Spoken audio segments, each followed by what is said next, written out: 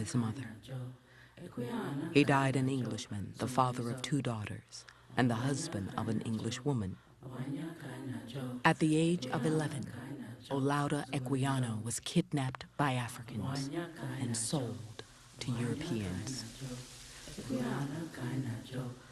Obonye kaina cho, obonye kaina cho, Equiano kaina cho, nzumalizo. Obonye kaina cho, obonye kaina cho, Equiano kaina cho, nzumalizo.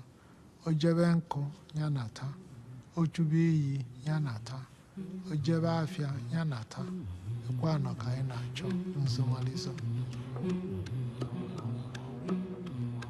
When the grown people were gone far in the fields to labor, the children generally assembled together to play. And some of us often used to get up into a tree to look out for any assailant or kidnapper that might come upon us.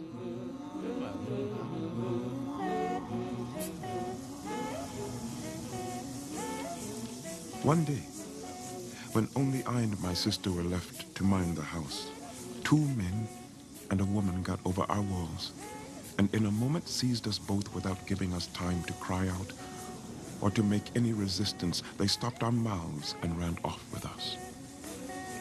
Olaudah Equiano.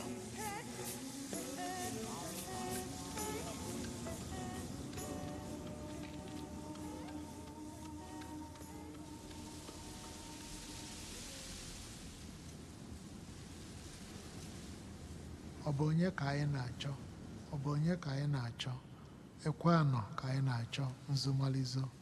Obonye kaina cho, obonye kaina cho, Equiano kaina cho, nzumalizo. Who are we looking for? Who are we looking for? It's Equiano we are looking for, nzumalizo. Has he gone to the stream? Let him come back. Has he gone to the market? Let him come back. Has he gone to the farm? Let him return. It's Equiano we are looking for, nzumalizo.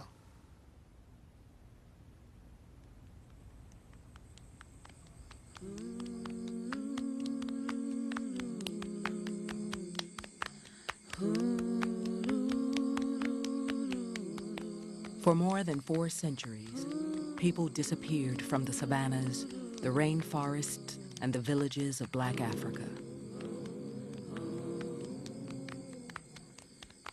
Farmers and craftspeople, commoners and African nobility.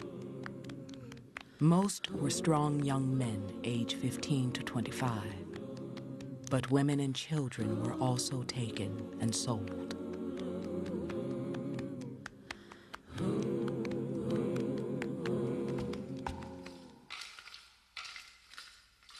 To obtain slaves, Africans waged war, destroying communities, stealing people.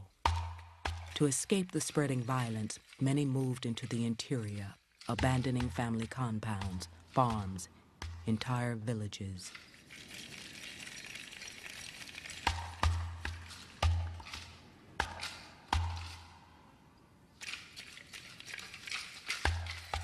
In West Africa, more than 20 million people were kidnapped into slavery. Only half would survive the journey to the coast. The boy Equiano was one of the survivors.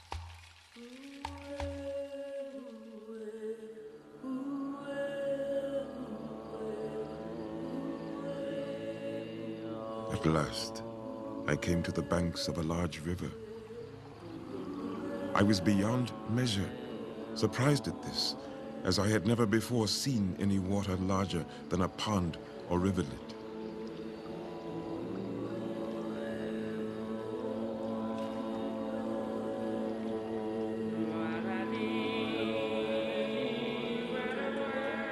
And to my surprise was mingled with no small fear when I was put into one of these canoes and we began to paddle and move along the river. On the journey to the coast, Equiano passed from one African master to another. Once he was sold for 172 cowrie shells. He learned 3 different languages, traveled some 800 miles, and encountered people and customs unfamiliar and frightening to him.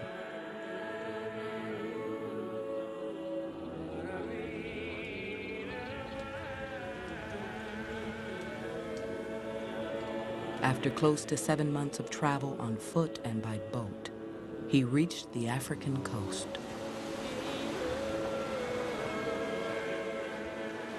The first object that saluted my eyes when I arrived on the coast was the sea, and a slave ship which was then riding at anchor and waiting for its cargo. These filled me with astonishment that was soon converted into terror. Olaudah Equiano.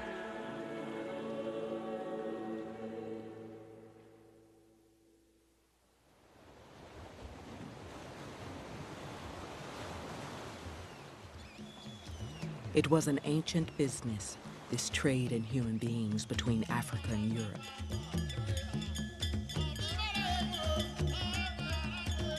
"50 years before Columbus sailed to the New World, Portuguese explorers had sailed to West Africa. At first seeking gold, they built a fort in 1482 and called it Elmina, the mine. The Portuguese pointed their guns toward the Atlantic to guard not against Africans, but against European competitors. Over time, the castle changed hands from the Portuguese to the Dutch, and finally the British. And the trade changed from gold to human beings.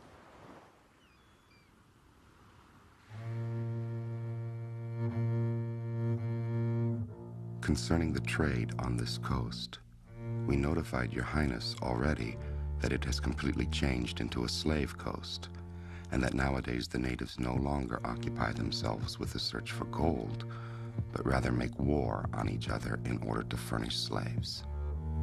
The Gold Coast has changed into a complete slave coast. Willem de la Palma, Director, Dutch West India Company.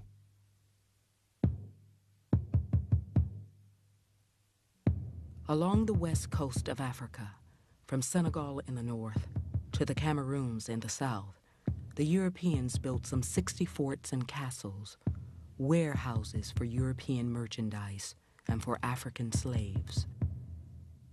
Called factories, they were commercial centers where agents or factors traded rum, cloth, and guns for human beings and gold.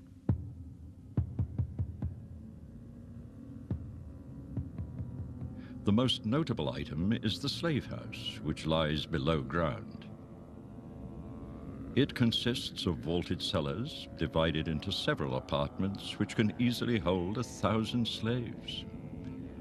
Captain John Barbeau, French slave trader.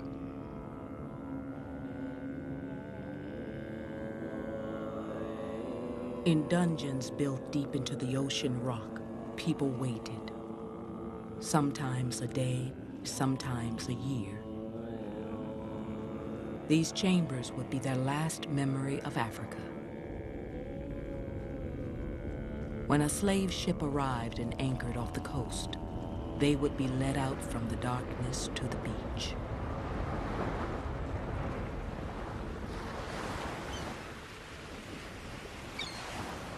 As the slaves come down to Feeder from the inland country, they are put into a booth or prison near the beach. When the Europeans are to receive them, they are brought out into a large plain where the surgeons examine every one of them, all stark naked. Each which have passed as good is marked on the breast with a red-hot iron imprinting the mark of the French, English, or Dutch companies. In this, particular care is taken that the women, as tenderest, be not burnt too hard. Captain John Barbeau, French slave trader. The white people did not need to be present in the interior of Africa. All they needed to do was to supply the weapons. The people they dealt with were those coastal peoples right on the coastline who controlled the territory down there. So Equiano would not have met maybe not even heard of white people. I have found no place where I can enlarge my fortune so soon as where I now live. In this manner, we spend the prime of youth among Negroes, scraping the world for money, the universal god of mankind, until death overtakes us. Nicholas Owen, slave trader. Europeans died like flies in that climate. The average expectation was 3 or 4 years, really. And so they had to make money while they could, because they knew they didn't have much time. So in that sense, of course, they were trapped. They were caught in the web of the system and held there and died there.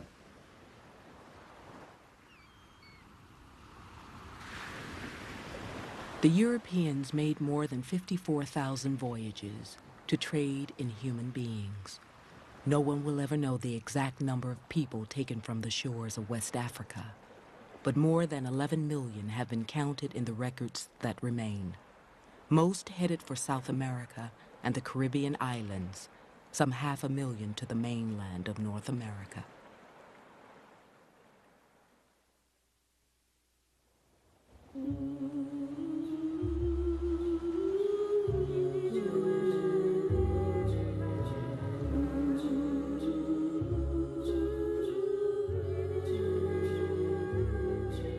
December 29th, 1724.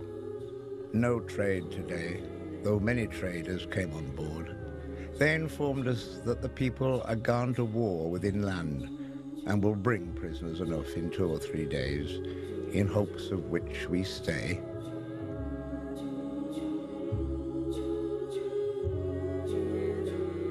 December 30th, 1724. No trade yet, but our traders came on board today and informed us the people had burnt 4 towns of their enemies, so that tomorrow we expect slaves. Liverpool Surgeon.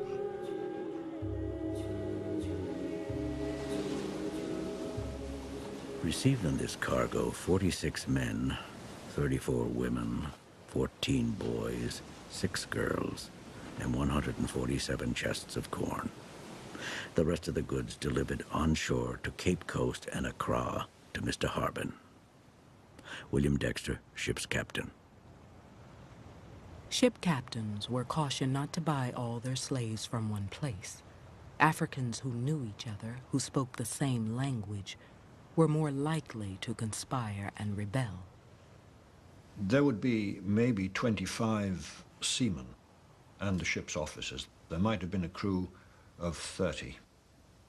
And these 30 had to control maybe 300 men, black men and women, who were aware of being abducted and who were desperate and who were dangerous, because they were obviously waiting to seize any opportunity that was offered to rebel and to take over the ship and to kill the crew, and that did happen fairly frequently.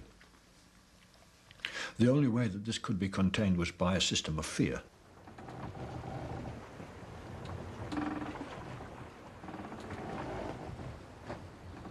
I was now persuaded that I had got into a world of bad spirits, and that they were going to kill me. Their complexions, too, differing so much from ours. Their long hair, and the language they spoke, which was very different from any I had ever heard, united to confirm me in this belief. I no longer doubted my fate. I asked if we were going to be eaten by those white men with horrible looks, red faces, and long hair. Olaudah Equiano. Captains call the voyage from West Africa to the New World the Middle Passage, the middle leg of a triangular course that began and ended in Europe. From English ports, ships sailed to Africa to trade goods for slaves. Then the human cargo was taken to the Americas and traded for raw materials, which were then carried back to England and sold. The crossing from Africa to the Americas usually took 60 to 90 days, but some voyages took as long as 4 or even 6 months. Bad weather and sickness could turn any trip into a nightmare. The cramped quarters of ships being packed in such a way that a slave will be between the legs of another slave and having to lie in the feces. The lack of air, the longer this trip takes, the more suffocating.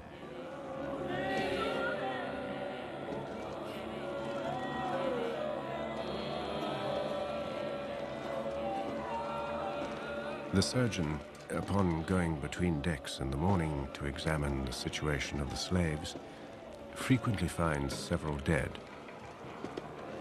and sometimes a dead and living Negro fastened by their irons together.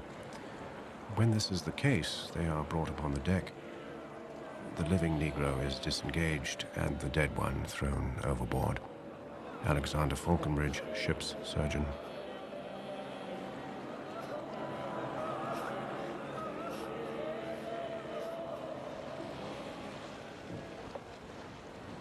There are no doubt people who went mad. Inability to communicate, decisions having to be made, and this person is suffering as yourself. Does one help? Does one simply try to make it the best that one can alone, not knowing where am I being taken? What is my fate? For weeks, months, depending what the point of origin was.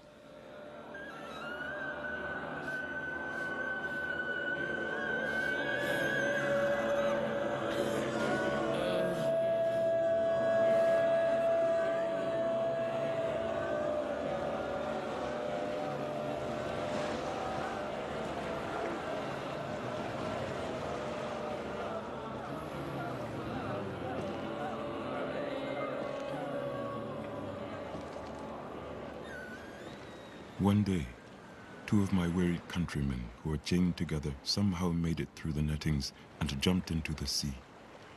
Immediately, another quite dejected fellow also followed their example, and I believe many more would have very soon done the same if they had not been prevented by the ship's crew, who were instantly alarmed. Olaudah Equiano. The idea, I think, was that the slave cannot be allowed to die by his own will and intention. He cannot be allowed to die voluntarily. If he's going to die, it must be at the hands of his captors, so that in that case he doesn't spread a dangerous example.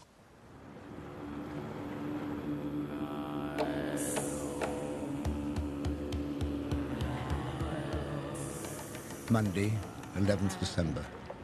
By the favor of divine providence, made a timely discovery today that the slaves were forming a plot for insurrection. Surprised 2 of them attempting to get off their irons, and in their rooms found knives, stones, shot, etc., and a cold chisel. There appeared 8 principally concerned in protecting the mischief, and 4 boys in supplying them with the above instruments. Put the boys in irons, and slightly in the thumb screws to urge them to a full confession. Captain John Newton.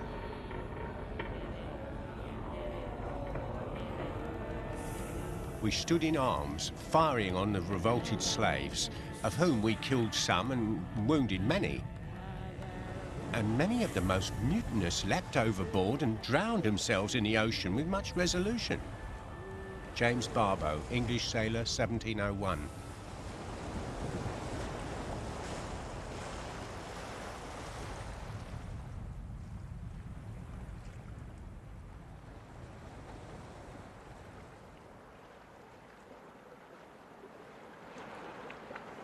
Often did I think many of the inhabitants of the deep much happier than myself. Every circumstance I met with served only to render my state more painful and heighten my apprehensions and my opinion of the cruelty of whites. Olaudah Equiano. The slavers, they knew at one level that these were human beings, because they were obviously, clearly human beings. At the same time, they were objects of profit. And those two concepts couldn't obviously be really reconciled, and they never were reconciled. It was just, I think, that the humane, the sense of the humanity of these people was simply suppressed for the sake of gold. And the shocking thing is that human beings are able indefinitely to suppress the urgings of their common humanity and to deny it for the sake of making profits. Is not the slave trade entirely a war with the heart of man?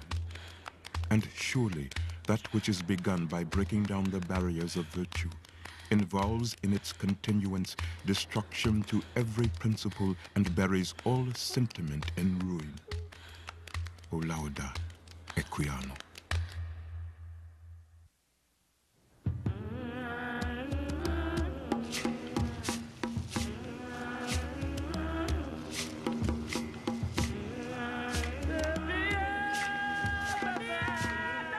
The Middle Passage ended for Equiano on the island of Barbados, one of the most profitable colonies in the British Empire. On Barbados, it was calculated that it was cheaper to work slaves to death and replace them with new slaves than to treat them humanely. Within 3 years of arrival, 1 out of 3 slaves would die. The boy Equiano, judged too small to cut sugarcane, was shipped north to the mainland of British America. On the mainland, the plantation system of Barbados was admired and imitated, particularly on the Carolina coast. South Carolina started as the colony of a colony